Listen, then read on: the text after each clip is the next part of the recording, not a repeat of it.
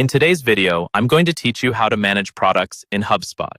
We're going to walk through the process of adding a new product to your Hubspot account, step by step, so you can keep your catalog clean, consistent, and ready to use in deals, quotes, and reports. First, start by logging into your Hubspot account and heading to the main navigation at the top. Look for the Commerce section. Depending on your layout, this might be in the main menu or under a broader sales or revenue heading. Once you see Commerce, hover over it or click it, and then select Products.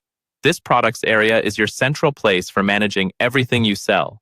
On the Products page, look toward the top right corner of the screen. You'll see a button labeled Create Product. Go ahead and click that. A drop-down may appear. From that drop-down, choose Create Product again. This tells Hubspot that you want to add a brand new item to your product library, rather than import or do anything more advanced. You'll now be taken to a form where you can enter all the key details for your product. Start with the basics: the product name, SKU, and description. The name should be clear and recognizable to your team and your customers. The SKU, or stock keeping unit, is usually an internal code you use to track the item. If your company already uses a standard format, follow that here so everything stays consistent. The description should briefly explain what the product is, what it includes, or what it's used for. Think about what your sales team needs to see at a glance to know they're selecting the right item. Next, choose the product type. Hubspot will typically give you options such as inventory, non-inventory, or service. Inventory is for physical items you track stock for.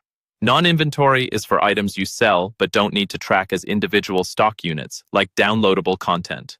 Service is for things like consulting, retainers, or hourly work. Pick the one that best matches how your business treats this item. After that, set the price and the currency. This is the default amount that will appear when your team adds this product to a deal or quote. Make sure the currency matches the one you typically bill in, especially if you operate in multiple regions. Once you've reviewed everything and it looks correct, you'll have two options: save or save and add another. Click Save if you're done, or choose Save and add another if you're building out a full product list and want to keep going with the next item. And that's it. You've successfully added a new product in Hubspot, ready for your sales and revenue workflows.